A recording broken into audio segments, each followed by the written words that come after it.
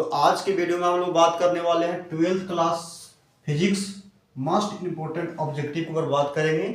और एक ऑब्जेक्टिव के ऊपर हम लोग जितने भी ऑब्जेक्टिव के प्रश्न आ सकते हैं, उस पॉइंट से रिलेटेड जितने भी प्रश्न आ सकते हैं हम लोग कवर करने वाले हैं। तो चलिए, आपका सवाल जो है स्क्रीन बोर्ड पे दिख रहा होगा। किसी संधारित्र की धारिता निर्भर नहीं करती है। ये जो सवाल है बहुत इंपॉर्टेंट है, इसको थोड़ा सा देखिएगा। सबसे पहले, संधारित्र की धारिता किस पे निर्भर नहीं करती है। तो ये जो मेरा सवाल है ये सिर्फ कंटेंट के साथ, ठीक है, ये प्रश्न उठाए हैं संधारित्र। अब यहाँ से हम लोग देखेंगे संधारित्र क्या होता है, कितने प्रकार के होते हैं और उसका धारिता क्या है, धारिता किस पे निर्भर करती है, किस पे निर्भर नहीं करती है, ये हम सवाल देखने वाले हैं। ठीक है, एक यहाँ पर प्रश्न एक है, लेकिन हम लोग ऑब्जेक्टिव उसका जो है जितना भी उस पॉइंट से रिलेटेड ऑब्जेक्टिव पूछेगा उसको हम कवर करेंगे। तो संधारित्र, सबसे पहले बात रहा संधारित्र की कि संधारित्र होता क्या है भाई। संधारित्र, व्हाट इज कैपेसिटर। संधारित्र क्या है, कैपेसिटर जिसको बोलते हैं। तो संधारित्र एक ऐसा, ठीक है, चालक होता है, जस्ट लाइक इसके अंदर हम चार्ज को स्टोर करवाते हैं, और चार्ज को जब स्टोर करवाते हैं ना तो उसका जो विभव है, वोल्टेज है, भी में वृद्धि आ जाती है। तो संधारित्र जो है इसमें आवेश के ग्रहण करने की क्षमता जो होती है ना, संधारित्र की धारिता कहलाती है। और संधारित्र की जो धारिता होती है, हम लोग C बराबर जानते हैं Q बटा में V होता है। C बराबर Q बटा में V होता है। ये आपका संधारित्र का फॉर्मूला हो गया। अब यहाँ से संधारित्र देखिएगा तो संधारित्र भी कितने प्रकार के होते हैं, तो 3 प्रकार के होते हैं। पहला तो गोलीय संधारित्र, गोलीय संधारित्र जो कि इसका धारिता होता है 4 पाई एप्सिलॉन इंटू में R। ठीक है। दूसरा जो है ये आपका बेलनाकार संधारित्र होता है, बेलनाकार संधारित्र होता है। और तीसरा जो है ये आपका समांतर प्लेट संधारित्र होता है। तीसरा जो है आपका समांतर प्लेट संधारित्र होता है। तो यहाँ संधारित्र जो होते हैं 3 प्रकार के होता है। तो इसका फॉर्मूला ये हो गया। अब इसका यूनिट पूछेगा तो कूलाम, और इसका यूनिट वोल्ट, तो कूलाम प्रति वोल्ट। और कूलाम प्रति वोल्ट को हम लोग बोलते हैं फैराड। इसको भी आप याद रखिएगा, कूलाम प्रति वोल्ट को फैराड बोलते हैं। और 1 फैराड बराबर 96,500 कूलाम होता है। देखिए, ऑब्जेक्टिव एक पूछा है, हमने कितना पॉइंट कवर किया, ये आपका 3 गो हो गया। यहाँ से इसका फॉर्मूला हो गया, कूलाम प्रति वोल्ट को फैराड कहते हैं, और 1 फैराड बराबर 96,500 कूलाम। लेकिन आपसे सवाल पूछ रहा है संधारित्र की धारिता किस पे निर्भर नहीं करती है। तो प्लेटों की आकृति पर निर्भर करती है, प्लेट की आकृति पर निर्भर करती है, क्योंकि समांतर प्लेट संधारित्र में हम लोग जानते हैं इसका जो धारिता होता है ना, ये इंटू एप्सिलॉन नॉट बटा में डी होता है। तो देखिए, तो प्लेट की आकृति पर निर्भर करेगा ना, तो ये ठीक है कहना सही नहीं है। प्लेटों के आवेश पर, प्लेटों के आकार पर, प्लेटों के बीच अंतराल पर, प्लेटों के बीच तो दूरी है ही नहीं, दूरी तो निर्भर करवे करेगा।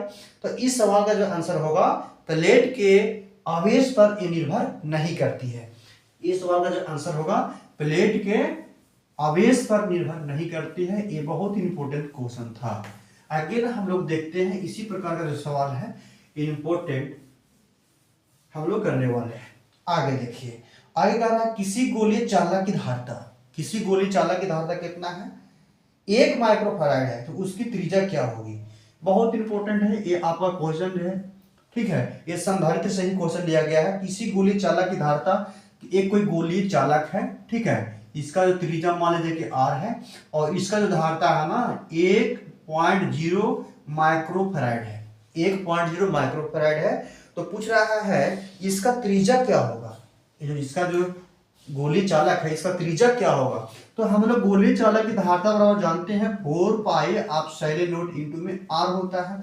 और ये जो है C का वैल्यू दिया हुआ, कितना दिया हुआ, तो यहाँ से हम जानकारी के लिए बता दे, ये आपका माइक्रोफैराड का मतलब होता है 10 के पावर -6 फैराड। ठीक है, यहाँ पे नैनो फैराड देगा तो 10 के पावर -9 फैराड, और यहाँ से पिको फैराड लिखेगा तो 10 के पावर -12 फैराड। यहाँ से 3 ऑब्जेक्टिव तो यहाँ से ही आ गए। ठीक है, 3 ऑब्जेक्टिव जो है आपका यहाँ से ही कवर हो गए। तो आपका पूछ रहा है क्या, इसका संधारित्र का वैल्यू दिया हुआ है 1 माइक्रोफैराड, यानी 1 माइक्रोफैराड का मतलब 10 के पावर -6 फैराड यहाँ पे दिया हुआ है। और 10 के पावर -6 फैराड दिया हुआ है, तो आपका ये आर का वैल्यू पूछ रहा है। इसको ऐसा किया जाए, इसका जो है ऐसा भी तो कर सकते हैं। इतना को हम क्या लिख सकते हैं, 1 बटा, फिर इसको भी बटा कर दीजिए 4 पाई एप्सिलॉन नॉट, ऐसा लिख सकते हैं कि नहीं। अब बोलिएगा ऐसा कैसे लिख दिए भाई, अब ए नीचे है तो ऊपर जाएगा तो आपका हो जाएगा ना, यही तो लिखा हुआ है। अब इसका वैल्यू कितना होता है, 1/4 पाई एप्सिलॉन नॉट को क्या बोलते हैं, के बोलते हैं ना। और 10 के पावर -6 फैराड रहेगा, और 1 बटा इसका के बोलते हैं, तो के लिखिए, गुना में आर लिखिए। अब इसका वैल्यू कितना होता है, आप जरा बताइए। इसका वैल्यू बोलिएगा तो 9 × 10⁻, कितना होता है, 9 होता है। समझ में आ गया ना। यानी अर्थात कहा जाए कि 1/4 पाई एप्सिलॉन नॉट को ही ना कहते हैं के, और के का वैल्यू 10 9 × 10⁹ न्यूटन मीटर स्क्वायर प्रति कूलम स्क्वायर, यही ना होता है, बिल्कुल होता है। अब इसको यहां से गुना कीजिएगा, क्रॉस मल्टीप्लिकेशन कीजिएगा, तो ये आपका 10 के पावर -6 फैराड इंटू 9 × 10⁻9 हो जाएगा, बराबर में आर होगा। जो कि यहाँ से आप देख सकते हैं 9 यहाँ पे आ जाएगा, गुने में 10 के पावर 3 बचेगा, जो कि 10 के पावर 3 को हम 9000 ऐसे किलोमीटर भी कन्वर्ट कीजिएगा, तो ये आपका आर = 9 क्या दिया होगा, 9 किलोमीटर। ये 9 पर 3 जीरो भी आप ऐसे मीटर भी लिख सकते हैं, नहीं तो आर का वैल्यू जो है 9 किलोमीटर इज करेक्ट आंसर। तो इस सवाल का जो आंसर है, इस सवाल का जो आपका आंसर है सी इज करेक्ट आंसर। बताइए ये सवाल इंपॉर्टेंट था कि नहीं था, इंपॉर्टेंट, बिल्कुल इंपॉर्टेंट था। अगेन देखिए इसी से रिलेटेड एक और प्रश्न आता है, उसको भी थोड़ा सा याद कर जाइएगा, ये बहुत ही इंपॉर्टेंट है। आपका लग रहा है कि एक ऑब्जेक्टिव यहाँ नहीं, एक ऑब्जेक्टिव यह लेने का मेरा ये आपका मकसद था, मेरा जो इस सवाल जो लिए हैं लेने का एक तरीका था, लेकिन इस पॉइंट से रिलेटेड जितना भी ऑब्जेक्टिव पूछेगा हम लोग कवर करेंगे। अब देखिए जैसे मैं इसी से संधारित्र से रिलेटेड आपसे पूछता कि एक आपका सकेंद्रीय संधारित्र है, इसके अंदर अब इसका त्रिज्या मान लेते हैं कैपिटल स्मॉल आर, और इसका त्रिज्या मान लेते हैं कैपिटल आर। अब इसका धारता कितना होगा, कुछ नहीं करना है, 4 पाई एप्सिलॉन नॉट, और दोनों आर को मल्टीपल कीजिए, और बड़ा आर जो है ये आपका स्मॉल आर नाउन है, ये आपका आंसर हो जाएगा। इतना ही नहीं, एक होता है बाबू समांतर प्लेट संधारित्र। मान लीजिए ये आपका संधारित्र है, ये आपका माइनस वाला है, और यहाँ बीच का डिस्टेंस कितना है, डी मान लेते हैं, और दोनों का एरिया जो है ए ही है। तो इसके अंदर कितना होता है कैपेसिटी, यानी संधारित्र की धारता, समांतर प्लेट संधारित्र की धारता कितना होता है, तो ए इंटू एप्सिलॉन नॉट बटा में डी, ये भी आप याद कर जाइएगा। अब केवल गोलीय वाला पूछेगा तो 4 पाई एप्सिलॉन नॉट इंटू में आर होता है, तो ये भी प्रश्न इंपॉर्टेंट था। चलिए अगेन क्वेश्चन क्या है, अगेन क्वेश्चन जो है आपका क्या है देखा जाए। अगेन आपका सवाल है किसी धातु का परावैद्युतांक क्या होता है, किसी धातु के लिए परावैद्युतांक। तो ये तो हम पिछले वाला वीडियो में बता चुके हैं, परावैद्युतांक का मतलब एप्सिलॉन नॉट बोल रहा है धातु के लिए। सबसे पहले एयर के लिए पूछेगा तो ये आपका जो है 1 होता है, और इतना ही नहीं, ये यदि पानी के लिए पूछेगा तो 80 होता है, और ये आपका धातु के लिए पूछ रहा है तो ये अनंत होता है। ये 3 को याद रख लीजिएगा। इतना ही नहीं, यदि आपका सापेक्षिक परावैद्युतांक पूछेगा तो किसी माध्यम के, ये आपका एयर के साथ जो होता है रिलेशन होता है, और याद रहे इसका कोई यूनिट नहीं होता है, ये भी आपका इंपॉर्टेंट ही था। अगेन देखिए अभी तक हमने 3 ही ऑब्जेक्टिव देखे हैं, लेकिन ये तीनों ऑब्जेक्टिव में 3 ऑब्जेक्टिव और बने हैं एक्स्ट्रा। चलिए अगेन आपका क्वेश्चन क्या है, अगेन आपका क्वेश्चन है, देख लेते हैं। आपका जो प्रश्न है बहुत ही इंपॉर्टेंट सवाल हम लोग चूज कर करके देखे हैं। देखिए एक सवाल आपका है, बहुत ही इंपॉर्टेंट सवाल है, इसको आप देखिएगा, कंक्लूजन इसमें निकलेगा। समान प्रतिरोध वाले पहले श्रेणी क्रम में, उसके बाद समांतर क्रम में जोड़ते हैं तो अधिकतम और न्यूनतम, ये सवाल जो है स्क्रीन पर दिख रहा होगा। एन समान है, इस प्रतिरोध का वैल्यू जो है एन प्रतिरोध है, प्रतिरोध कितना है तो एन प्रतिरोध है, एन प्रतिरोध की संख्या कितना एन है, और प्रत्येक का जो वैल्यू है आर है। पहले आपका जोड़ा है श्रेणी क्रम में, पहले किस क्रम में जोड़ा है, श्रेणी क्रम में। उसके बाद दूसरा नंबर किस क्रम में जोड़ा है, तो दूसरा नंबर आपका जोड़ा है समांतर क्रम में। अब इसका पूछ रहा है कि अनुपात अधिकतम और न्यूनतम प्रतिरोध का अनुपात क्या होगा। तो हम लोग को कैसे पता चलेगा कि कौन सा प्रतिरोध का मान श्रेणी क्रम में जोड़ेंगे अधिकतम होगा कि समांतर क्रम में जोड़ेंगे कि अधिकतम होगा। तो आप याद रख लीजिएगा, जब हम किसी प्रतिरोध को श्रेणी क्रम या समांतर क्रम में जोड़ते हैं ना, तो समांतर क्रम में हमेशा के हमेशा न्यूनतम प्रतिरोध का मान ज्ञात होता है, और यहाँ पर जो है समांतर क्रम में जोड़ने पर ये आपका जो है ये अधिकतम प्रतिरोध का मान ज्ञात होता है। तो उस प्रतिरोध यदि न्यूनतम बोल रहा है और प्रत्येक का प्रतिरोध का मान समान है, तो कुछ नहीं करेंगे, R बटा में N कर देना है। ये समांतर क्रम वाला का आंसर आ गया। और श्रेणी क्रम वाला पूछेगा अधिकतम, तो कुछ नहीं, ये गुना कर देना है, N इंटू में R। अब अधिकतम प्रतिरोध कौन है, ये आपका निकला। न्यूनतम कौन है, R बटा में ये निकला। अब इसका अनुपात पूछ रहा है, यानी कह रहा है समांतर क्रम अधिकतम और न्यूनतम क्रम पूछ रहा है। देख लेते हैं यहाँ पे, हाँ अधिकतम, तो अधिकतम प्रतिरोध कितना है, N इंटू R। न्यूनतम कितना है, R बटा में A, और R से R कैंसिल हो जाएगा। अब यहाँ से N ऊपर में है और 1 बटा में N, और A ऊपर में चला जाएगा तो कितना होगा, N स्क्वायर। तो इस सवाल का आंसर जो है आपका D इज करेक्ट आंसर है। अगेन हम लोग देख लेते हैं, यहां से भी प्रश्न आया ही है बोर्ड के एग्जाम में। अगेन हम देख लेते हैं क्या प्रश्न है। इसी प्रकार के हम लोग प्रश्न है जिसमें प्रश्न देखेंगे जिसमें कंक्लूजन रहे। अब देखिए अगेन सवाल आपका है, अगेन सवाल जो है आपका बोर्ड पर दिखेगा। पूछ रहा है कि 8 कूलाम ऋण आवेश में उपस्थित इलेक्ट्रॉनों की संख्या। ये तो इजी है, जैसे कि हम लोग ठीक है जानते हैं कि एक इलेक्ट्रॉन में 1.6 इंटू 10⁻⁻⁹ क्या होता है, कूलाम होता है। अब यहां से पूछ रहा है कि 8 कूलाम ऋण आवेश में, यानी अब यहां से एक कूलाम का वैल्यू पता रहेगा तब ना। तो हम लोग जानते हैं एक कूलाम बराबर 6.25 इंटू 10⁻18 इलेक्ट्रॉन होता है। अब यहाँ से 8 कूलाम का वैल्यू पूछेगा, तो 8 से क्या कर देंगे, यहाँ से 8 से मल्टीपल कर देंगे।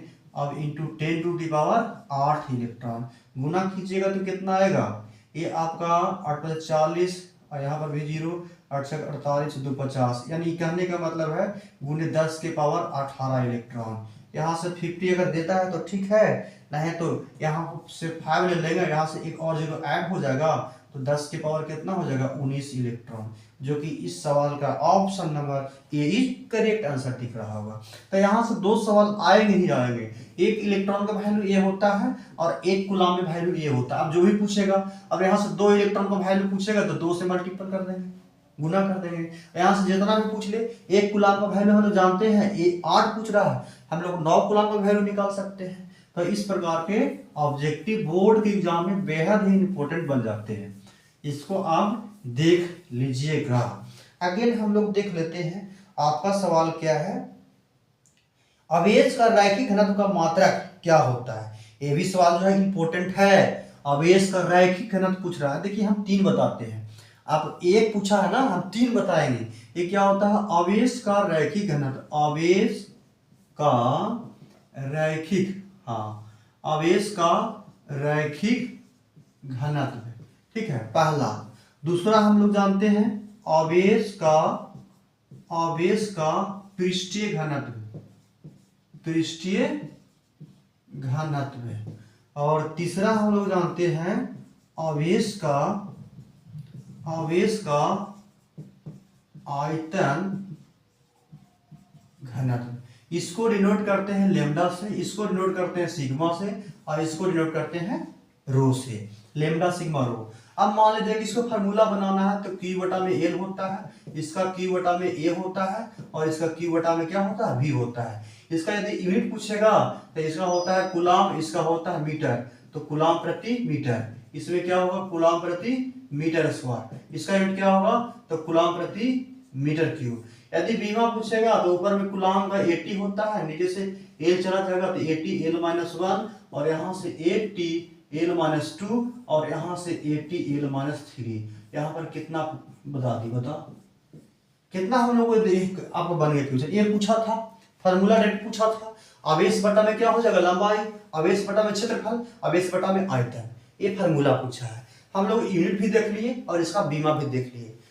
अब देखो एक में क्या फ्री, 2 3 फ्री, ठीक है। तो इस सवाल का आंसर क्या होगा, आवेश का रैखिक घनत्व का मात्रा कूलाम बटा में मीटर, ठीक है। तो इस सवाल का answer A is correct answer. तो इस सवाल का जो आंसर है ए इज करेक्ट आंसर। और भी देख लीजिएगा, कहीं ना कहीं ये पूछा गया है बोर्ड के एग्जाम में। चलिए अगेन हम लोग देख लेते हैं। अब ज्यादा सवाल नहीं करेंगे क्योंकि वीडियो का ड्यूरेशन थोड़ा लॉन्ग हो जाएगा, ठीक है। अगेन देखिए, अगेन आपका सवाल है, अगेन आपका एक अच्छा ही सवाल ले लेते हैं। बहुत ही अच्छा सवाल हम लोग लेंगे जो कि उसमें एक नहीं 2 4 ऑब्जेक्टिव बन सके। देखिए एक सवाल और इम्पोर्टेंट है। संपर्क में रखे 2 लेंस की क्षमता P1 और P2 है। आप देख सकते हैं स्क्रीन पे, संपर्क में रखे 2 लेंस की क्षमता P1 और P2 है, तो समतुल्य लेंस की क्षमता क्या होगी। बहुत ही इंपॉर्टेंट है। मान लिया जाए कि ये आपका पब्लिक 2 लेंस है, इसका क्षमता जो दिया है P1 और इसका क्षमता दिया है P2, और दोनों को आपस में संपर्क में रखेंगे तो समतुल्य जो पावर होगा दोनों का ऐड कर देंगे, दोनों को क्या कर देंगे, ऐड कर देंगे। अब ये इतना ही नहीं, एक समतुल्य पावर पूछेगा तो ऐड कर देंगे, लेकिन समतुल्य फोकस पूछ दिया तो क्या करेंगे। कंसेप्ट जानिए, कुछ नहीं करना है। समतुल्य फोकस पूछेगा तो कुछ नहीं करेंगे। ये जो पी का वैल्यू आया है ना, ये पी का जो वैल्यू, उसी को हम पी को नीचे रख लेंगे, कोई दिक्कत। क्योंकि हम लोग क्या जानते हैं, हम लोग जानते हैं पी बराबर 1 बटा में एफ जानते हैं। और इतना ही नहीं, ये जो एफ होता है ना, हमेशा मीटर में किसी भी लेंस की क्षमता निकालते हैं ना, तो जो फोकस होता है हमेशा मीटर में लिया जाता है। और इतना ही नहीं, लेंस की जो क्षमता होता है ना, पी का जो मात्रक होता है, पी का जो मात्रक होता है, ये आपका डायोप्टर होता है, जिसे डी से डिनोट करते हैं, ठीक है। तो ये भी आपका जो प्रश्न था बहुत इंपॉर्टेंट है। तो इस सवाल का जो आंसर क्या हो जाएगा, question option number D is correct answer हो जाएगा। तो ये जो आपका क्वेश्चन था इसका आंसर क्या होगा, डी करेक्ट आंसर। अगेन एक और देख लेते हैं, ठीक है, एक और देख लेते हैं जिसमें कंसेप्ट होगा लास्ट बार। ये आपका लास्ट है, देखिए ये भी बहुत इंपॉर्टेंट है। इसमें हम लोग 3 या 4 ऑब्जेक्टिव करने वाले हैं, ठीक है। और आप लोग का सहयोग रहा तो हम ज्यादा से ज्यादा कंटेंट लाने की कोशिश करेंगे, ठीक है। एक प्रतिवर्ती विद्युत धारा के लिए समीकरण क्या है, एक प्रतिवर्ती विद्युत धारा के लिए यदि समीकरण देखा जाए तो यहाँ पर दिया हुआ है 0.6 sin 100 पाई टी। तो क्या पूछ रहा है, पहला में आपसे पूछेगा आवृत्ति, क्या पूछेगा, आवृत्ति। दूसरा में पूछेगा ओमेगा का मान, ठीक है, इसको कोणीय वेग बोलते हैं। और तीसरा में पूछेगा धारा का IRMS, ठीक है, वर्गमान मूल मान। चौथा आपसे पूछ सकता है धारा का औसत मान। देखिए धारा का औसत मान। इसी क्वेश्चन के साथ हम लोग वीडियो को एंड करेंगे। अब देखिए हम जानते हैं प्रतिवर्ती धारा क्या होता है, वैसा धारा जिसका परिमाण और डायरेक्शन समय के साथ चेंज होते रहता है। ये प्लस में, ये माइनस में होता है। और प्रतिवर्ती धारा का जो समीकरण होता है ना, I बराबर I note sine omega T होता है, साइन ओमेगा टी होता है। तो इसको आप कंपेयर कीजिए। तो और यहाँ से 5वां नंबर क्वेश्चन आपसे आई नोट का भी वैल्यू पूछ सकता है। आई जो नोट है ना, आई नोट धारा का सबसे अधिकतम मान होता है, जिसको धारा का शिखर मान भी हम बोलते हैं। तो यहाँ से आवृत्ति पूछेगा। तो सबसे पहले हम लोग क्या जानते हैं, ये जो धारा के लिए समीकरण होता है ना, आई बराबर आई नोट साइन ओमेगा टी। अब ये वाला समीकरण आपका ओरिजिनल है और ये आपका दिया हुआ है। सबसे पहले ये वाला समीकरण को आप इक्वेट कीजिए, इक्वल कीजिए। तो यहाँ पर देखने को ये मिल रहा होगा कि आई नोट के जगह पर कितना लिखा हुआ है, 0.6 है। तो सबसे पहले ये वाला वैल्यू यदि पूछता धारा का शिखर मान, तो आई नोट का वैल्यू हम लोग कितना लिख लेते, 0.6 एम्पियर। अब ये तो पूछा नहीं है, आपसे पूछा है आवृत्ति। तो सबसे पहले जो है देखिए यहाँ पर ओमेगा, टी है तो टी मिल रहा है, लेकिन ओमेगा की जगह पर क्या दिया हुआ है, ओमेगा की जगह पर दिया हुआ है आपका 100 पाई। और हम लोग ओमेगा का फार्मूला जानते हैं 2 पाई एफ, याद रख लीजिएगा। ओमेगा का फार्मूला क्या होता है, 2 पाई एफ। आप कैसे आया 2 पाई एफ, देख लीजिए। ओमेगा इक्वल टू होता है थीटा बाई टी, और एक साइकिल के लिए एंगल कितना हो जाएगा 2 पाई और 2 पाई टी, और 1/t बराबर होता है 2 पाई एफ। 1/t बराबर कितना 2 पाई एफ। तो ये भी आप याद कर सकते हैं। अगर जिनको नहीं याद करने का मन है तो डायरेक्ट आप ये भी याद कर जाइएगा 2 पाई एफ। अब यहाँ से आपका कितना है 100 पाई दिया हुआ है। अब यहाँ से 2 पाई से कितना मतलब कटेगा 50 मतलब। तो इसीलिए आपका आवृत्ति को एफ बोलते हैं ना, ये आपका 50 हर्ट्ज आपका जो है ये आंसर होगा। लेकिन आपसे पूछ रहा है ओमेगा का वैल्यू, तो ओमेगा का वैल्यू यदि पूछेगा तो 100 पाई हो जाएगा, जो कि आप देख सकते हैं। इसको इक्वेट कीजिएगा। उतना ही नहीं, आई आर एम एस का वैल्यू यदि पूछेगा तो इसका फार्मूला क्या होता है, ये बहुत इंपॉर्टेंट है। आई नोट बटा में √2 होता है। आई नोट बटा में √2, और आई नोट का वैल्यू कितना आया है 0.6 आया है, तो 6 रखेंगे और यहाँ पर √2 है। यदि ऐसा आंसर देता है तो ठीक है, नहीं तो इसको परमीकरण करेंगे, तो ऑप्शन जो होगा उसके अनुसार हम लोग चूज कर लेंगे। आई एवरेज का वैल्यू कितना होता है, तो आई नोट बटा में 2 पाई, ये याद रखिएगा। ये दोनों जो है आपका इंपॉर्टेंट बन जाता है। ये इंपॉर्टेंट ऑब्जेक्टिव था। इसमें एक पूछा हमने कितना बताया 1 2 3 4 5। फिर से बता देते हैं बाबू, ये जो आपका जो है बहुत ही इंपॉर्टेंट है, और ये 5 नंबर में पूछा जाता है कि प्रतिवर्ती धारा के लिए आई आर एम एस बराबर आई नोट बटा में √2, और इसी को पॉइंट में पूछेगा 0.707 इंटू में आई नोट। इसको प्रूफ कीजिए, या कहीं कहीं यही डायरेक्ट दे देता है। ठीक है, तो आपका ये भी पूछेगा, इसको याद रखिएगा। और आई एवरेज बराबर धारा का औसत मान जो होता है, प्रतिवर्ती धारा का जो औसत मान होता है ना 2 आई नोट बटा में पाई, 2 आई नोट बटा में पाई, ये कभी कभी पूछता है।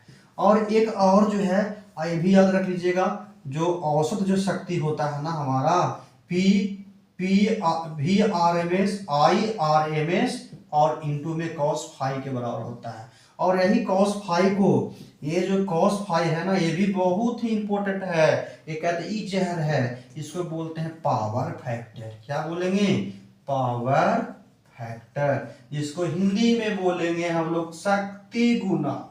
क्या बोलेंगे, शक्ति गुणक। तो इसी सवाल के साथ हम लोग वीडियो को एंड करते हैं, और लगा कि कुछ मेरे द्वारा कुछ सीखे हैं तो वीडियो को लाइक शेयर और सब्सक्राइब कर दीजिएगा, ताकि हम भी मोटिवेट होकर के नए से नए कंटेंट के साथ हम लोग और मजेदार टॉपिक के साथ हम लोग कंक्लूजन करेंगे, सोल्व करेंगे।